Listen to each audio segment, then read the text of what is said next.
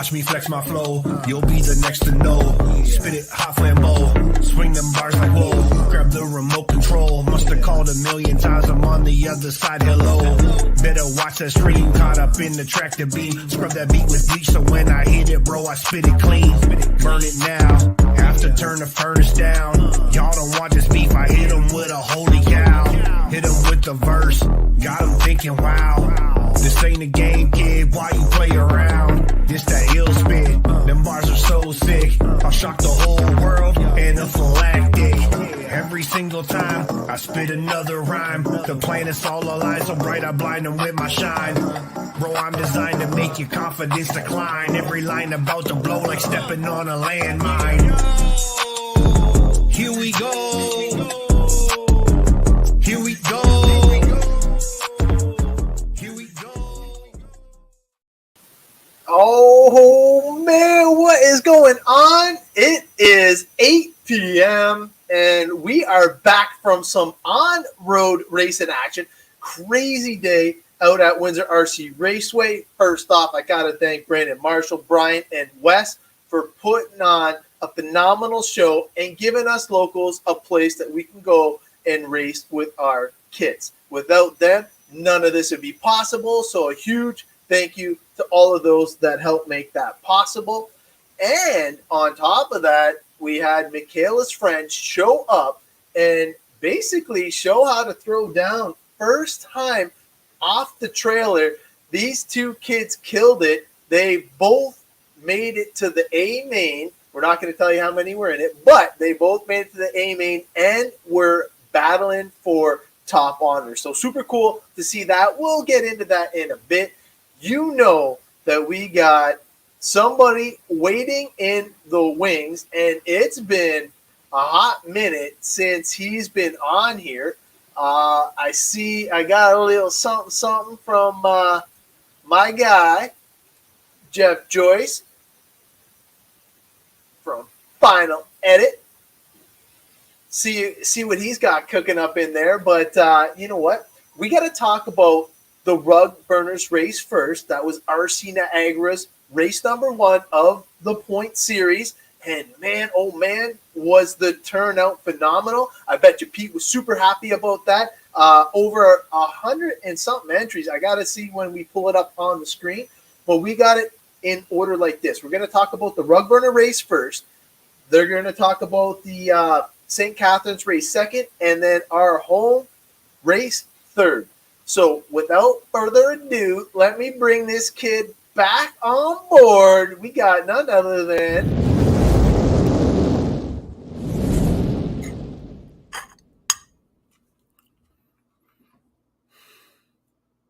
Douglas. Welcome to the show, bud. Thanks, Adam. Yeah, so we're going to start off with the Rug Burners race, and it looked like you had a pretty decent time there, eh? Yeah, it was good. It's always good at those races. A lot of guys come down. You have good competition, so it's always good. The competition was definitely stiff, and you're running in 3 classes, if I'm not mistaken, correct? I think I was that day. I think. Okay. Can't remember. I thought it was 3, but you typically only run the 2, right? If there's touring mod, I'll run the 3 usually. Gotcha. But most of the time at St. Catharines, there's no touring mod. So I either just run the 2 or I'll like switch my mod core over to have like a 20-on-5 in it, and I'll just race 20-on-5 or something like that. But Nice. Too often. It just depends on the entries, obviously. Yeah, it's just whoever shows up. So now that it's into on-road and stuff like that, what are your plans for the on-road season? Right now it's been a lot of clubbing because I'm going to go down to Cleveland at the end of the month for the indoor champs. So that would be a good race. Yep. That's one of the only plans I have for on right now. I'm probably going to, if they have the Canadian Nats, I'll do them again. And then I don't know, I might hit a race in between. I'm not too sure yet. Yeah, I've been actually trying to post up about the Canadian Nats, see if we could actually see what's going on with that, because there's been no news. I don't know. My fingers are crossed because, man, Yeah. me and John drove down there last year and got to experience like Douglas Shewfelt in his prime, just ripping. And it was cool that we got there just in time to see you reset. Actually, no, you took TQ. You didn't reset it. Mhm. You actually stole it from him that round. That's Yeah. right. Yeah, so it was pretty cool. And, man, the pit setups and traveling around the mall was so cool to see how it was set up. It was definitely a good time, and I'm hoping that we can hit it up this year. So we will have to see. So let me pull this up here and get us off to the side. There we go. Hopefully everybody can see this. So 145. Holy cow! I wonder why you guys didn't get done till later in the evening. Holy, yeah, Greg was right, man. And thank you, Greg, for helping out the kids again, man. It was phenomenal. We'll talk about what happened with the kids a little bit later when we get to our track. But, man, if it wasn't for Greg, Nathan was definitely stuck for a body. So thank you, Greg. The Corvette was clutch. All right, so let's get into the results here. Now, if I click on just the final results, will that be is that the best way to do it, or should I go through each of the round? You can do final results. I think that should show you. It should show everything. I think I've never actually done it that way. Yeah, there you go. Oh, so but that's not cool. It doesn't even give me. There's no paces or nothing like that. Yeah, but I don't. Let's have some fun with that. No way, we gotta have pace. All right, so we'll go. Oh, okay. So they basically ran everything together. Oh, so no bump ups here, eh? You'd have to run back to back. So, but there might have been. There might have been because we only ran 2 quals. So if we do 3 quals, usually there's no bumps. If we do 2 quals, usually there's a bump. Nice. All right. It depends on how much time we have. So we're gonna get into the first A main, which is the stock 12 scale.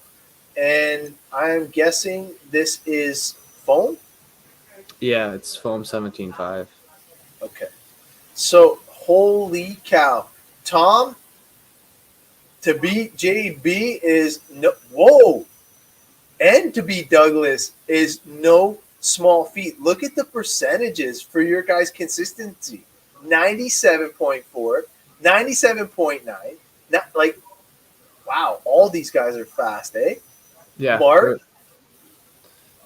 Yeah. Actually, wait. I know this guy's name, eh? Yeah. All the CRC boys are down.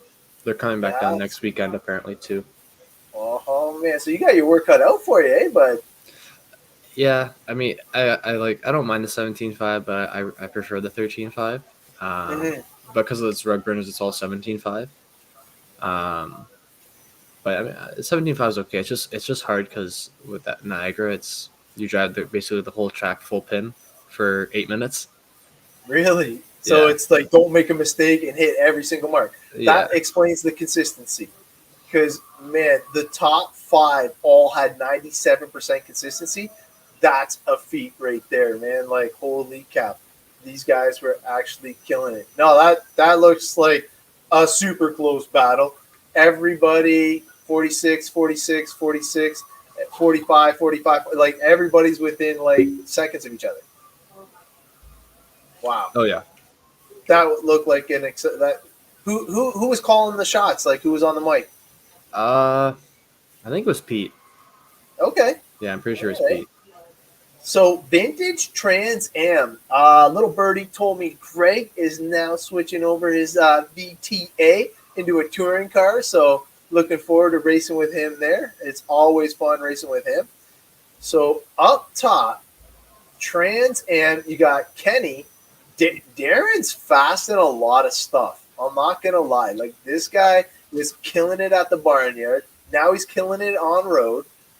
Brian in the 3. You got Brock and JC. Oh, my God, JC, what is going on? Hopefully you can tune in a little bit later. But look at these consistencies, 98, 97, 97. That's when you know you're a top dog, when you're running percentages and consistencies like that. There won't be any of that when I show you my races. That's for damn sure. All right, so USGT. Wait, no, USGT. Yeah, there was only one heat of USGT. No, so with St. Catharines, they do what they call a big bore and a spec. So the big bore is you can run whatever 21.5 you want, just because a lot of the guys didn't want to buy spec motors when they just bought motors for the year. So Pete did it so that run your motors now. Once they're tired or whatever, you buy a spec motor so we can run spec class. So these are just the guys who just want to run regular 21.5s. Oh, Pete, you rock, bud. And then there's like 3 heats, I think, of regular spec 21.5. So, but yeah, that's all it says. It's a open motor. Nice, Pete. Thanks for doing that. I know my motors are getting installed this week, so next time out, Michaela and Nathan will both have the new USGT. I don't even know what they are. They're like these gray ones, came in a canister. Yeah, it's a spec USGT motor made by Gravity. That's right. Thank you. Yeah. So looking forward to installing that. And I think that right now what they're doing, I just have the RS Black Pro with the Tekin 21.5. So I'm sure that, is it locked too or no? Yeah. So the USGT motor is a lock timing on it. Okay. Yeah. I don't know if they've changed them since they originally came out, but it's a lock timing. You can run whatever spur gear you want. Well, I got one each for Michaela, and then I got another one for Dad for the rubber car. So I'm like dying to get this thing going, man. It looks like such a great class. Like it is. I know I've been saying about this for a while. I finally got my body. I got the motor. I'm looking at a couple of different kit options, and we're going to see. Chris, man, what is going on? Welcome to the show. But, I'm looking forward to building a second class because I'm not going to lie, just running one class is kind of poopsy. All right, so touring car, A main, ran at 6 p.m. Oh, no surprise there. Look at that. Douglas up top. But I had a few hiccups there, only 92 to Brian's 97. Number 3, you got Jeremy, and then you got Greg and Junior rounding out the top 5. But basically everybody super close in this one, too. Like, what is your guys' lap times here? 10-9, 11. Oh, a couple 10s. No, you had a pretty decent margin there, and then 11. Yeah, so were you the only one running 10s? Yeah, but this was when I swapped my mod car over to 21.5. Okay. And then I didn't run the first call because I didn't really know if I wanted to do it. Then I ran the second call, but they forgot to add me to the race, so my round didn't count. Uh-oh. So then I had to go from dead last in the B, bump from the B to the A, and then go dead last from A and go all the way up. So that's what this was. Oh, jeez. Yeah. Yeah, we got the otter in the house, so we're gonna keep on trucking along. There was the next one up, WGTR, 3 heats of that, not too shabby, and Brian taking the top spot for that. Mark in the number 2, Mike in the 3 shot, and then Mike Wilson in the 4, and Tyler Lamb rounding out the top 5. And now these two, Brian, well, Mark for sure is CRC, but Brian's Brian CRC too. Yeah. Okay, because look at their consistency, bro. Yeah. Like he was down for the Road Burners testing a new WGTR car for their brand, correct? Yeah. Yeah, for CRC. That's pretty. You're gonna have to see because the CRC has the 25 something carpet car or something like that. That's their pan car. It's a CK25 AR is their pan car. Yeah. I'm not sure their model number for their WGTR car. I have no idea. Oh no, I'm more interested in the 12th because I gotta get me a little something for the that new class, man. And I know Jared told me to get that one too, so we'll see. It seems to be reasonably priced too. Yeah. Oh yeah. All right. So Formula One, we know that this is the most realistic looking one out on the track. So you got, wow, Brian's pretty fast in a lot of classes, man. Another 98%. His consistency's sick too, man. Yeah. See what Blakely said?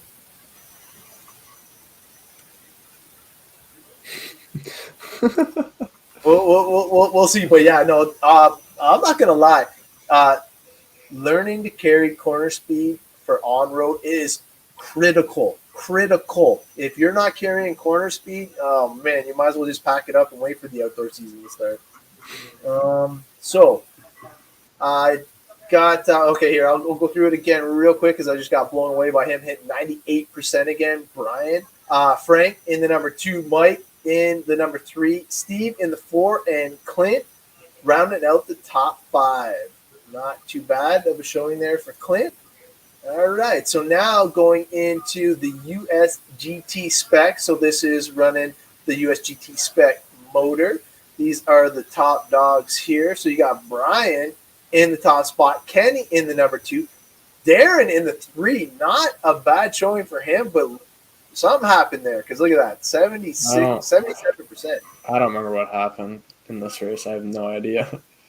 And to only be 4 seconds behind after, like, some kind of shenanigans happened there. Yeah, I don't know. I don't remember anything like major happening, so I don't really know. Damn it. It's like red. Yeah, so he dropped down to third overall for a second, got back to first, dropped back down, and then finished in third. So yeah, something happened. But look at that racing though. Third, bounce back up, down, up. And then look at this lap right here, man. These guys were like, This was an epic battle. Him, Brian, and Darren every week have good battles in USGT spec, BTA, and the 21.5 touring car between Brian and Darren in that. Nice. And you said they're going up next weekend, eh? Yeah, they'll be coming up, yeah. Nice. All right. So up next, you got the GT12A Mainers. So Scooter, sorry, bud, not sure who you are, but James Thompson. Who is it? James Thompson. Okay. Yeah. Super fast. Carlo, Nate, Roger, and Fred. Fast Fred Whitaker getting his name. And you know what? Fred was fast this weekend too. Holy cow. I don't think anybody had anything for him there. And then, so that explains why you only got 1 TQ. If your run didn't count in the other one, you had to actually bump through the B and all that. Yeah. That explains it. All right. So, touring car, stock A main, because I saw the picture, because you TQ'd this and you won, correct? Yep. Nice. So, Douglas in first with the 97. Wow, Darren crushing it with 96. And if I'm not mistaken, you're faster with this than you were with the mod. It was a 21.5 car. It wasn't a lot. Like I did a 10.8 in this and a 10.9 in my 21.5 car, but my 17.5 car is on gravities because that's what Cleveland's spec tire is. So I'm trying to get set up for that. So it's on gravities, and my 21.5 car I put what we call magic tires on. So really grippy, crazy corner speed. They're really good. I need magic. Actually, speaking of tires, I'm going to grab them out. But have you guys tried the gravity belted tires yet for USGT? I haven't personally because I don't run the class. Okay. But from guys who I've heard run them, they say that they're better and that they're a little bit faster. But their biggest problem is that center bead is weird, I guess. It's thick. Yeah, so like the only rule like for Cleveland is that you can run USGT tires, but all you can do is shave down the center part. But I don't know, because the thing I heard was that the only the only USGT tires that are belted are the gray rims. Yeah. So I heard that the USGT tires in the white and then the black, those tires actually aren't belted. It's just the gray ones. Yeah, that's why Gray Wes rims. was nice enough to bring him in for us. Yeah, But I don't know how well the camera's going to show that, but you it's can. thick. It's super Oh, thick. it's still super Yeah, thick, like and I think it's that's just the way the mold goes on it, yeah. right? For the What everyone's doing is they're taking them and sanding the centers of the tires down. That center belt piece down. all right, I'm going to do that for next race because I actually have time to work them in. I actually got these at the track, bolted them on, and you'll see where Yeah. I finished. But um, definitely worth the money. And thank you, Wes, for having them in stock at the track. Definitely clutch. And I'm not going to lie, I like the gray rims. They actually match my paint scheme almost perfectly. So I was digging it. If they match the paint scheme, it's really good. But if they don't, they can look real ugly.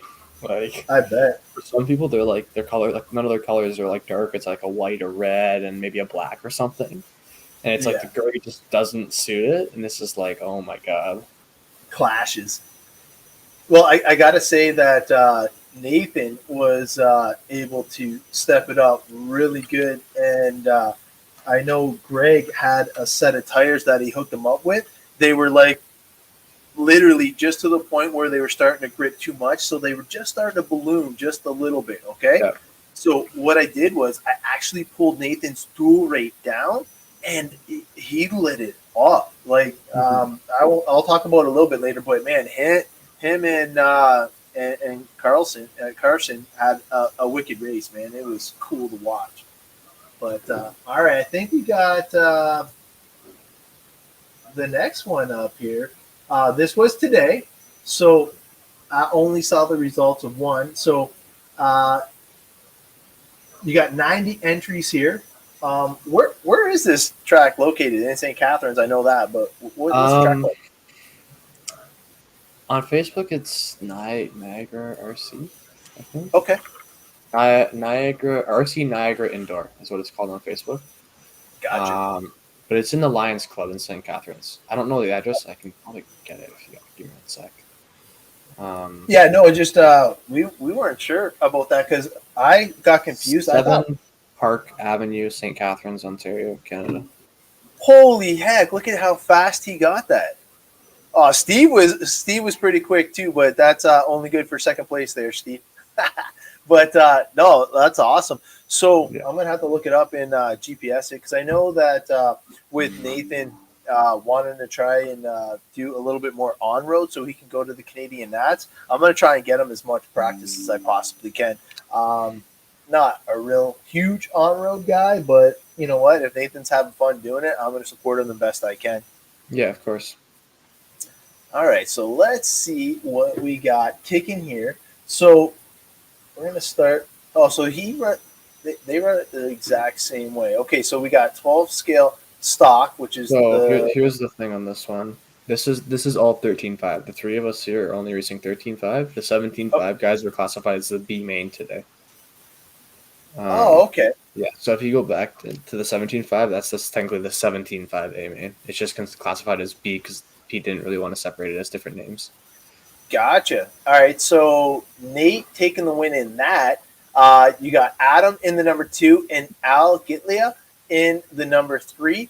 And then Wes had some issues for sure, but 10 seconds. So this is a pretty decent sized track then, similar to what Pete puts on. The track's probably 48 wide by maybe 80, 85 feet long. Okay. Yeah, it's 4 rolls of carpet wide and same thing in length. I think it's 85. I think something around there. Nice. See, no, Chris, honestly, that's what Yes, it is. Oh, okay. So I have been there. Okay, that's why. Yeah. I was yeah. It's just the name of the series he runs. Gotcha. Okay, yeah, it's 48 feet wide because it's 4 rows of carpet of 12 feet wide each row of carpet. Nice. So so no wonder why the lap times are similar to Pete's then. All right, so we'll get into you said this was 13.5, right? Yeah. You guys? All right, so you got Douglas with only a 2-lap lead. Holy cow. Mike trying to keep you honest, running half a second behind. Let me do some numbers here. So you got a nut. How can your top 15 average? Like, look at your top 5. Your top 5 was a 9.4. That's insane. Insane, bud. Because, like, he was only a 10th off for fast lap, but then the averages is where you started putting some distance on him. 12 skill is not always about the fast lap. You have to think of 12 skill as it's 8 minutes long. You have to think about your fade from start to finish. Okay. And you have to make sure that what your fast lap is and what your average lap have to be within so many tenths. Because if not, then the car is not it's what we call it's not efficient enough. Right. So because you can get some guy who here's this. Say I ran a 9.5 fast lap. Well, my average lap was a 9.6 or a 9.7, and I only had 0.2 of what we call fade. Yep. You'd be the guy who has a 9.4, but has an average lap of a 9.8. Right. He may be faster, but you're going to beat him over the 8 minutes because your car is more efficient and it's faster over a longer period of time. Less speed. Huh. So you're basically setting it up for the 8-minute mark then. You're setting it up so that after about the 4 to 5 minute mark on that race, you want to make sure that those last 4 to 5 minutes are the same for the first, or I shouldn't say, the first minute, you're going to have the peak of the battery. Then you'll have a little bit of a drop off, and between minute 2 to 4, you'll have where the battery likes to sit. And then basically 4 to 8 is where, depending on how efficient your car is, you'll know from minutes 4 to 8 how efficient it is.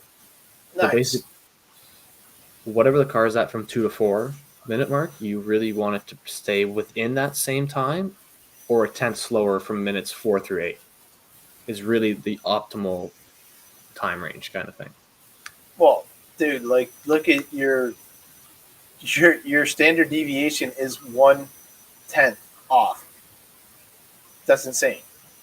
So you basically have your car where you're pushing it, but not like extreme. It doesn't look like you seem like you got it set up pretty darn good. Now, I'm guessing that's with gear ratio and all that stuff because your timing is locked on this. No, 13.5. No, it's 13.5. It's open. It's just what I have. Like, it's just what the motor is set at. Yeah. But it has to do with tire size too. So like, depending on how small or big your tire is, it can vary from how small or big your pinion should be, just because you have more rotating mass. Yeah. So like, what you say you have a 41 mil rear tire. What you run on a 41 mil rear tire is different than what you'd run at, say, a 40 mil tire. Usually every half a mil is a tooth on the pinion for tire. So if you go from 41 to 40.5, you usually want to go up a tooth. But depending on track size, you can leave it. Because what you have to think about too is if you lack a little bit in the straightaway, you can make it up in the infield. And even if you're under geared, you'll be more efficient throughout the 8 minutes because you have more consistent power and it's not topping out the entire time. So if you put a bigger pinion on it, say, and it's not to where it should be, you can get it where the first minute is really quick and it's really fast. Then your minutes 2 through 5, the drop off between your first minute and 2 to 4 is much bigger. And then again, your minutes from 4 to 8 drop off even more. So the gap between each time frame is bigger. So if you keep it even a little bit on the smaller side of the pinion, you can keep it more efficient because it has the same power the entire time, the same torque out of the corner, the same RPM throughout the whole kind. So it's a consistent draw through the battery.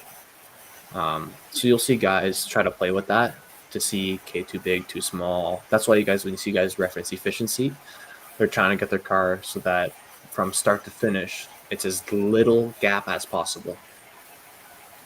That's like pretty damn informative. Like, if there's any on-road guys, you guys are gonna have to let them know to tune in to hear that tip, because I always have been to the notion of just, even Rob Say was helping me today.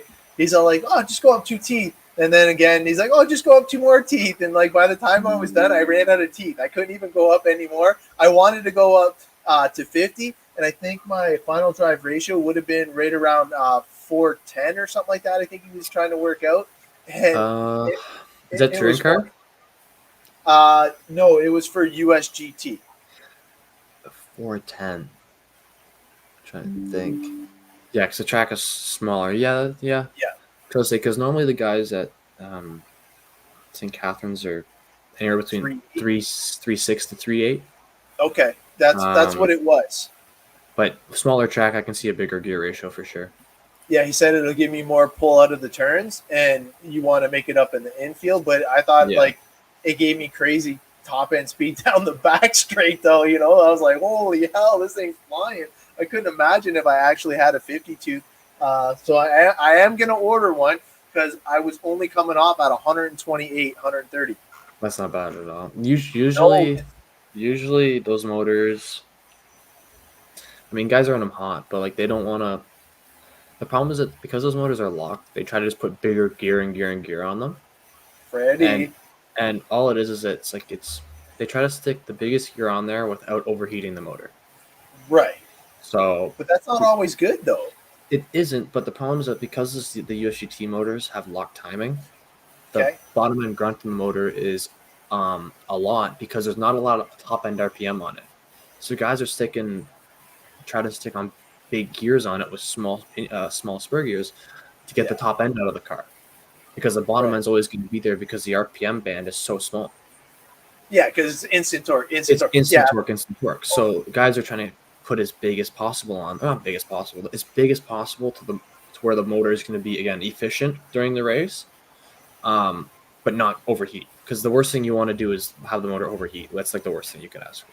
So, Yeah, so I'm gonna actually have to do some work because once I get the stuff for the kids and get them serious about the USGT, we're gonna have to figure out like what is the peak efficiency for that. Without, I don't want to kill the motor, obviously, but I do want to make sure that I'm giving him at least. I want him to be competitive. That's all I want. yeah, like if you don't, I don't see nothing wrong with getting the motor around 150. I mean, at the Me point too. of after 160, I'm like, okay, that's warm. Yeah. Like here's the thing, if the car feels good and it's not what I call fading, Mhm. then okay, leave it. That's fine. And as long as the car's fast and you like it and it's no fade, then leave it. But I usually like to go between 140, 150 for all my cars. Some of them, a lot of them don't get that hot, but like pan car, um, usually like if you have the right gear on the car, usually you're around 150, 152 for temp. At Okay. least I am. If the car's a little bit under geared and it's more efficient, like for me, like my car was more efficient, so I should have probably put a gear on it, but I didn't, just because I didn't take into account my tire size. I kind of actually forgot about it, and people try to tune the temp. At the end of the day, lap times are most important, even if it comes off 120. That's true. Yeah, that's what I'm saying. Like, and temp is only like that last factor. If the car feels good, everything's feeling good, nothing's wrong with happening, then run it.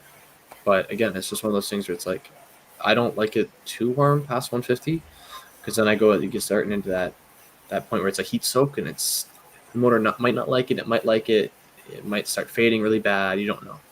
So like even for like Mhm. my pan car, it was like I was 150 to 152 in the quals because it was geared properly. To in the main where I was a little bit under geared by a tooth, I came off at 140. Now it's 2 minutes longer than my qualifiers.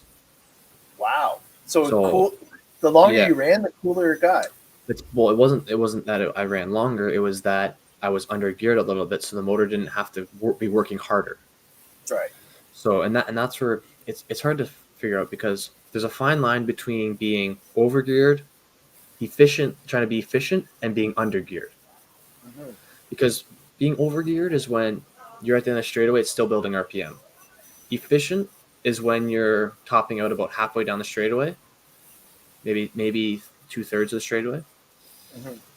and usually about half. And then undergeared is like if it's within the within the third of a straightaway. If you're topping out within the third of the straightaway, you're undergeared 100%.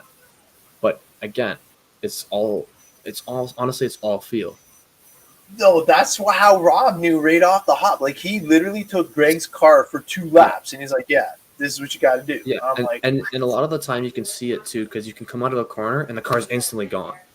But right, get to where you need that higher RPM and it's not there. It's just dead. It's flat dead because it has no what we call legs, so it doesn't have any right, pinion gear. But yeah, no. Usually, like I said, overgeared, you're at the end of the straightaway, you're still gaining RPM. Perfectly geared is usually you want to be topping out about 2/3 to 3/4 of the straightaway. You should be topping out.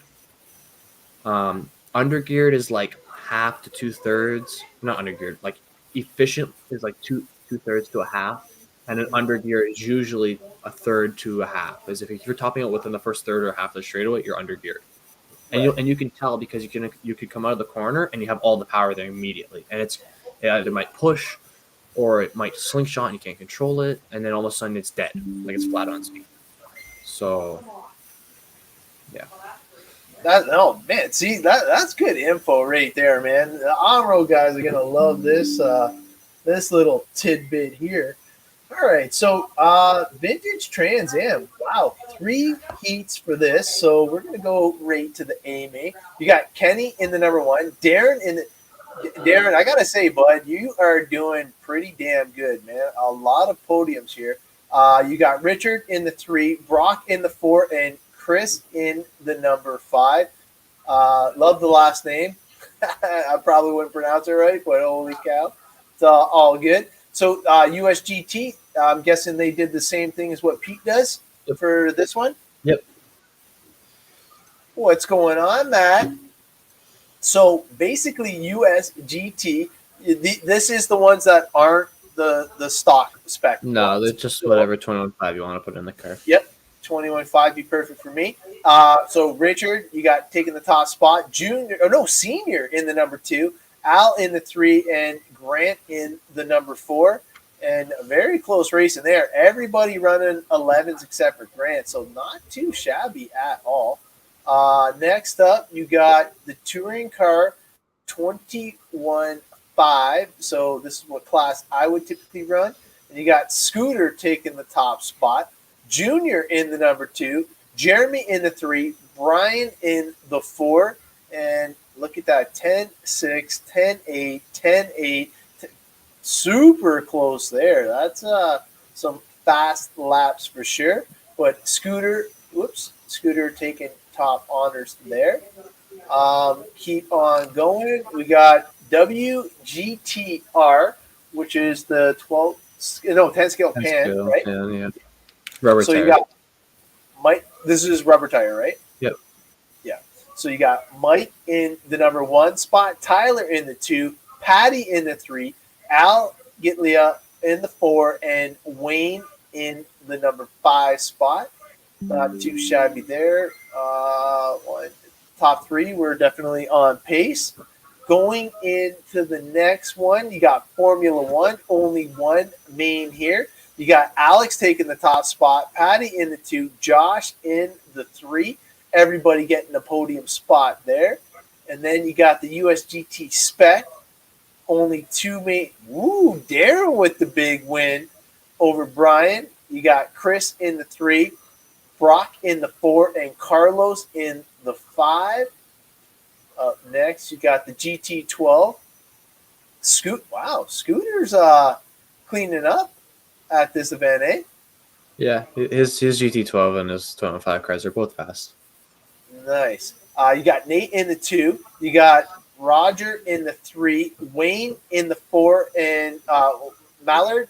Wayne Mallard in the 4, and Wayne Thomas in the number 5.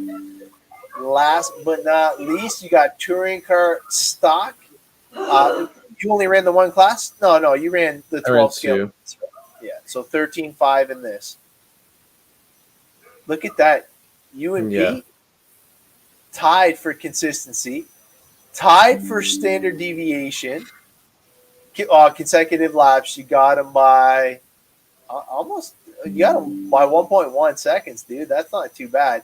And holy shit, you lapped them at that speed and consistency. Mm-hmm. Wow. At least, Pete, you were trying to keep this kid honest. I gave you a lot of kudos for trying to keep him on the same lap. But damn, was he flying. Almost 0.3 quicker. And then you got Darren in the 3, keeping Pete honest as well. He was only back by 3.5 seconds. Alex in the 4 and Richard in the number 5. But, man, your car looked like it was pretty dialed there, bud. Yeah, it was pretty good. Pretty good for sure. Actually, Pete's looked pretty dialed there, too. Yep, I agree. I just can't get over your guys' consistency. That's badass. Both you guys, after 15 laps, 10-6 to a 10-3. That's insane.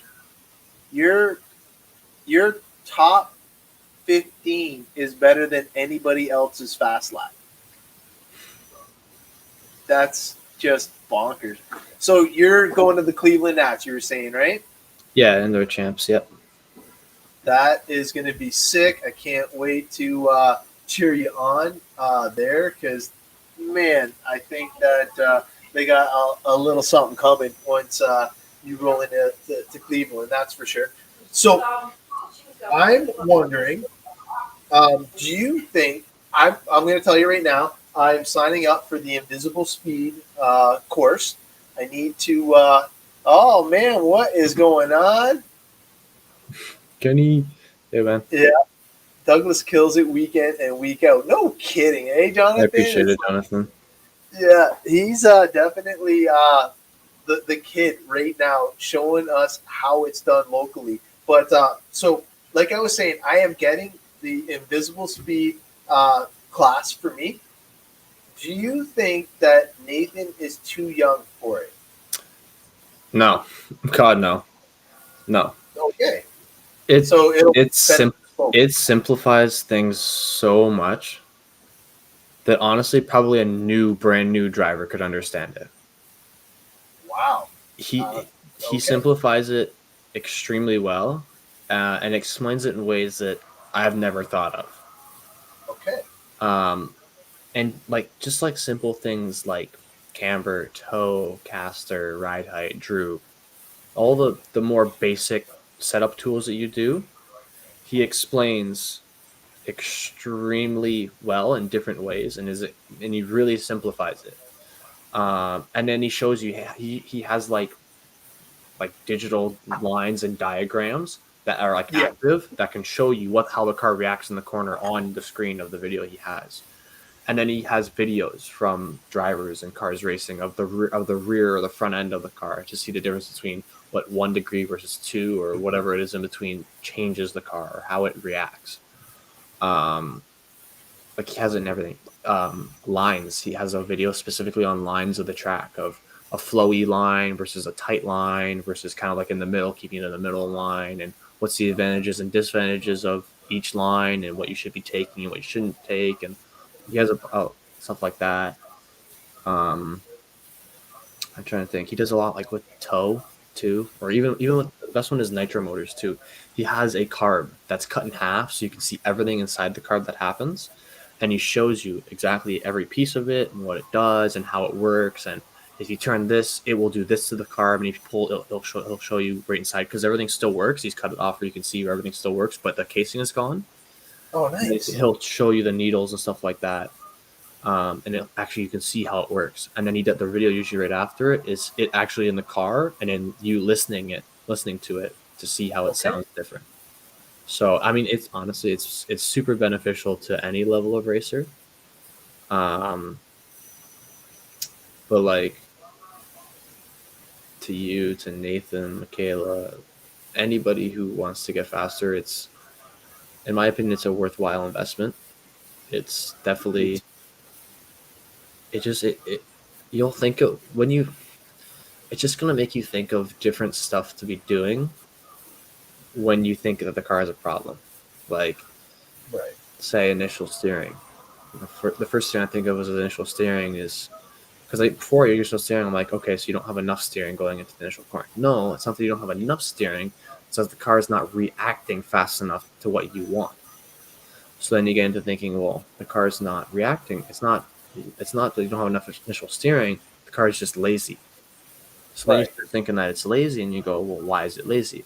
Well, it could be either one of two things. The car is either too stiff, so it's not leaning, or it's too soft where it's leaning too much. Okay.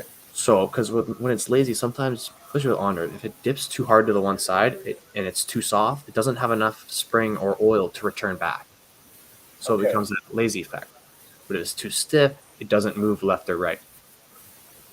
So it's just something simply like that. It completely changed the way I thought about it. And I'm like, okay. And then like mid or exit corner. When you think of mid or exit corner, you're not thinking about how the car reacts at that point. Now you're thinking about, okay, I need more grip in the front of the car. Because the mid to exit is how much grip the car has under throttle. Because initial is always braking. Okay. So the car's getting pushed forward. Mid to exit, the car transfers back.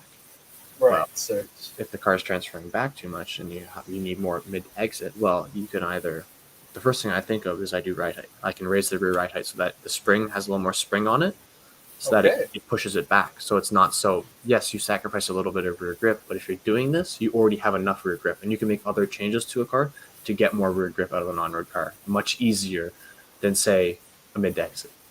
So the first thing I would think of is I raise the rear ride height, give it a little more spring tension on the back. Then the next thing you can do is lower your front ride height. Let it so it doesn't travel so much to the front, lift up so much. If that works, limit your front droop so that the number of droop is higher. So that instead of, hypothetically, you say you run 5 in the front, go to 5.4, something like that. So it does, again, just it doesn't pull so a far small up. change. Just a little small change. Same thing in the back. If the car wants more, like you just say you're running 4, sag it up a little bit, put it to 4.2. So the car has less room to move front and back. Right. So And it's just those small, minute changes. Another thing you can do that might even be simpler, let the front end flex a little more. Let it create more grip. Because if you let it create more grip, then it's going to have better rotation mid-exit corner. So a simple change of doing that, you could either take out a stiffener in your front top deck, move a screw point so back further so it has more flex. Right. What is it? But there's so many things you can do to let it react differently. To it. Like it's worth it because it covers the on-road and the off-road. And in his videos, he doesn't just look at one side; he looks at both. Yeah, and I'm not looking to benefit as much for the on-road. I feel like it will benefit the on-road because even with the book and reading what the book has helped me out with, when I have questions, I go to that and it narrows it down to specific things. But what I'm hoping it'll do is make me a better observer on the track when I'm watching my kids, because Nathan is just finally starting to communicate back what the buggy's doing. So I can actually start working on him. Yeah, well, here's the thing, too. If he does this course, the whole goal is you want him to be able to work on his own car. Right. That would be sick. So, here's the thing. With him going through this course, he's going to learn, or if he does, he'll learn what to change, when to change it, and how to change it for his own car. And once he gets that, if he has the ambition or the drive to do it, he'll say, Dad, how do I change this? How do I do this? How do I want to try this? What are my options? And then you come in, okay, you can do this, and then you're going to ask him a question. Well, why do you want to make this change? Oh, I need more of this. I need more of this. And another thing, too, is that when he just describes stuff to you, it's not going to be so broad. I need more steering. Well, where do you need more steering? Do you need it in the middle? Do you need the initial, the middle, or the exit of the corner? Because there's 3 parts to a corner. Right. The entry, the mid, and the exit. That's 3 different parts. Right. So same thing with the rear grip.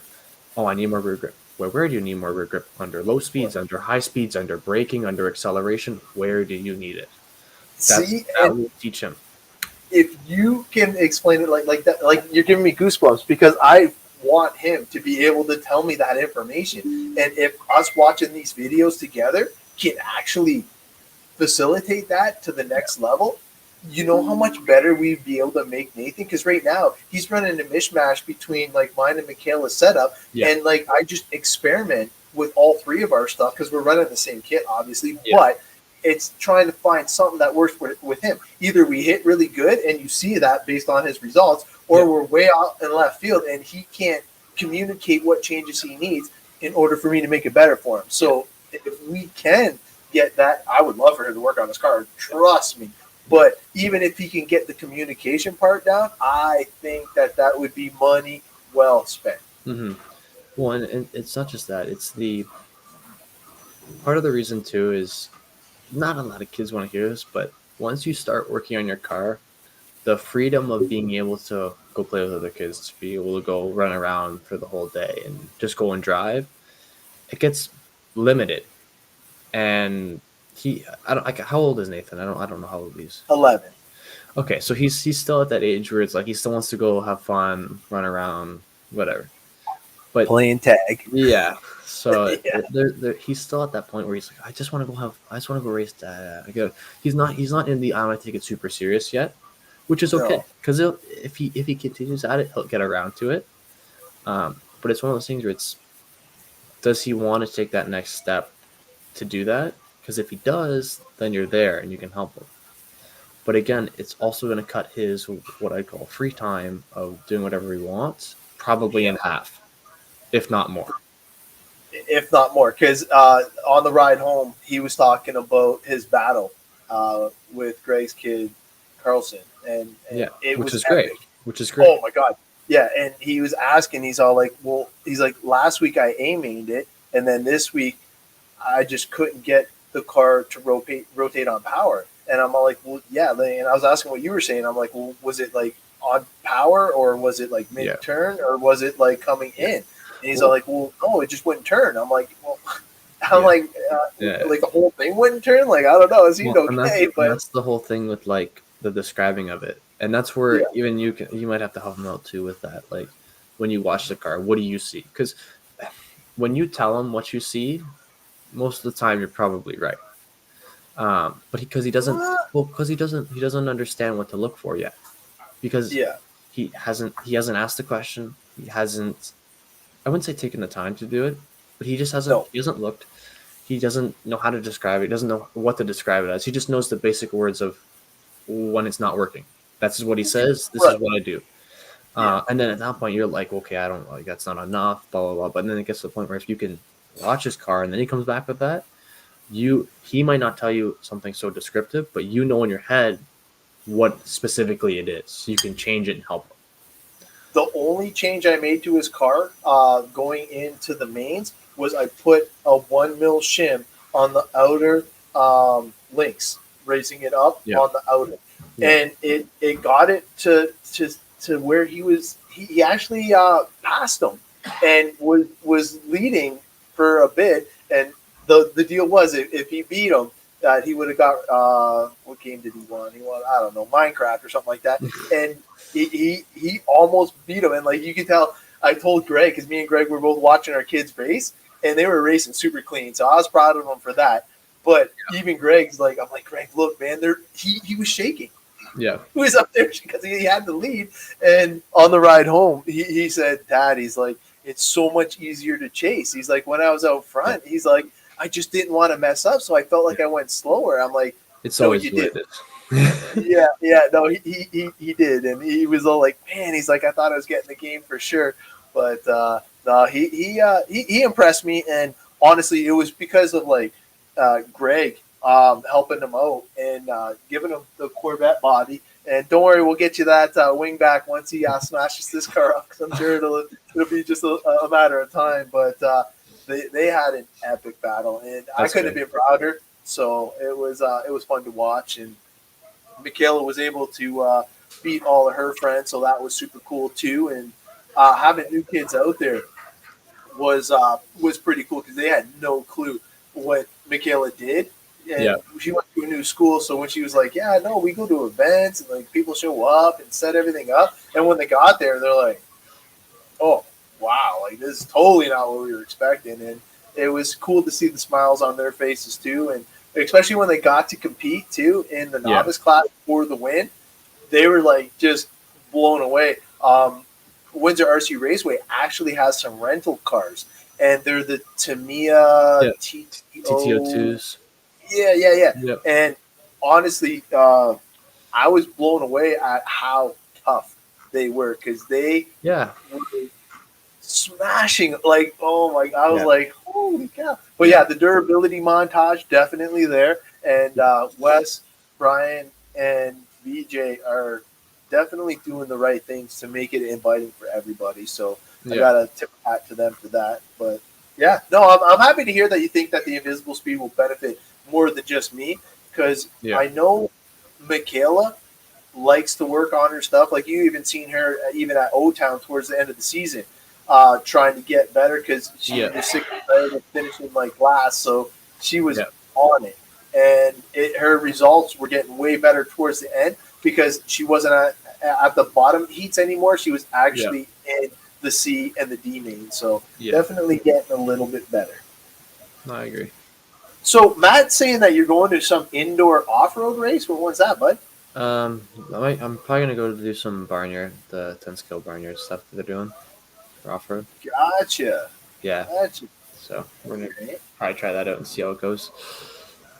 Nice. Yeah. Nothing wrong with that. But man, man? I just gotta say thank you for all the tips, because I know there's going to be a few people that are going to replay this and learn quite a bit from what you were saying, especially with the 12 scale and the efficiency. If anybody missed that, that thing was clutch. I'll have to put a little notice in the marker count so you guys can check that out real quick. Is there anybody you want to thank before I cut you off? Because the only thing I have left is the Windsor Raceway stuff. So Yeah. I just want to thank obviously my dad, my mom too, for everything that they do. I want to thank our sponsors: Techno, Orca, Hard Hobbies, Alpha, Summit, JT Bearing, Stag CNC, T-Works, and VP Pro for everything that they do. So, yeah. man, dude, you're doing them proud, man. I'm telling you, you're definitely stepping it up, which is hard to believe because when you're already on top, it's hard to push yourself. Looking forward to seeing you go to the Cleveland Nats, because the competition there is going to be definitely a lot stiffer than Yeah. where you're at right now. And I think that the testing that you're doing now is just going to play huge dividends to when you actually roll up. And obviously, we'll be watching for you online and I making appreciate sure it. that, yeah, dude, we look forward to seeing you at an elite level like that, because you get to showcase your skills. And not only that, when you come back, you actually get to experience something new, because around here, and I don't mean any disrespect to anybody, but you need somebody that can push you to get you to that next level, because I know you got it in you. It's just, Yeah. it's harder to keep pushing yourself. And man, I want to see, like, obviously Andrew Blakely get faster. I want to see Kyle Robinson get faster, because those two are definitely wanting to beat some Douglas Shewfelt up. I know that for sure, because they both were messaging me saying, like, they're working on their stuff to come out swinging next year. And it's good because somebody's gotta pressure you. I know Steve earlier. He wants to, like, put the hot bodies on top. He's sick of the Techno being the champ, and you know what?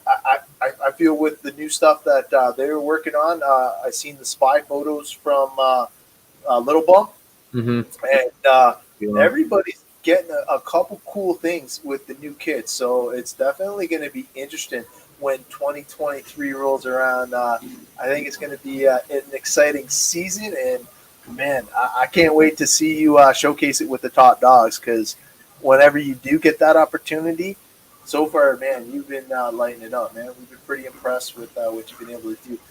Two big races under your belt this season that I know about was the Mugen Challenge and the you didn't go to you went to Wicked Weekend, right? Yeah. Yeah. So both awesome events, and yeah. So thank you for joining me. Next week we got a super special guest next week, man, and it has something to do with this right here, the Cow RC.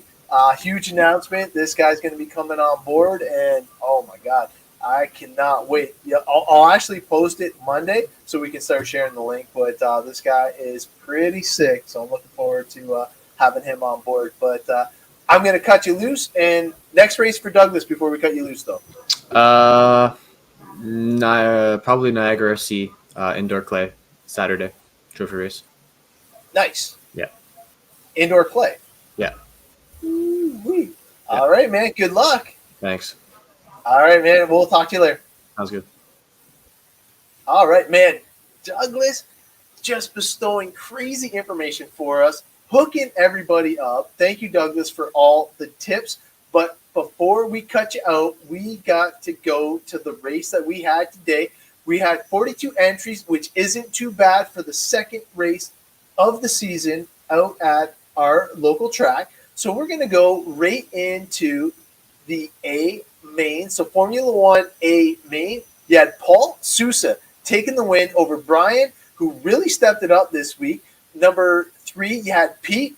Pete had one of the best looking cars. You got Bernie, and then Ken unfortunately could not compete due to an ESC issue. So hopefully he will be up and at it next one. Yeah, buddy. Good luck. So next up we had the 17.5/12 scale A main. Fast Fred Whitaker. Look at that. 98% consistent. Talking about deviation, that is exactly what we were just talking about. And you know what? Fred must have been working with Douglas, because look at that, man. He's got almost 2/10 standard deviation, which is awesome. Brad in the 2 and Brandon in the 3. Not sure what happened there, but we're going to keep on trucking around. So USGTB main, I have to bring this in because Carson, I keep saying Carlson. I have no idea why. Carson. It's a car with a sun. Jeez Louise. Easy enough to say. But Carson was crushing it. He actually put Nathan on the trailer. Nathan was trying his hardest, but came up just a little bit short. Like they were passing. Dude, midway through, you could see the battles, and Nathan was super excited, thinking he was going to get a little something. But you know what? Carson ended up taking the bump to the A main. So let's keep on going here. So touring car, A main. Yup. We got Rob Say, and you know what? Believe it or not, I actually met my goal. I told Jeff Dees that we weren't going to let him lap us more than 5 times, and he lapped us 4 times. So it was pretty sick.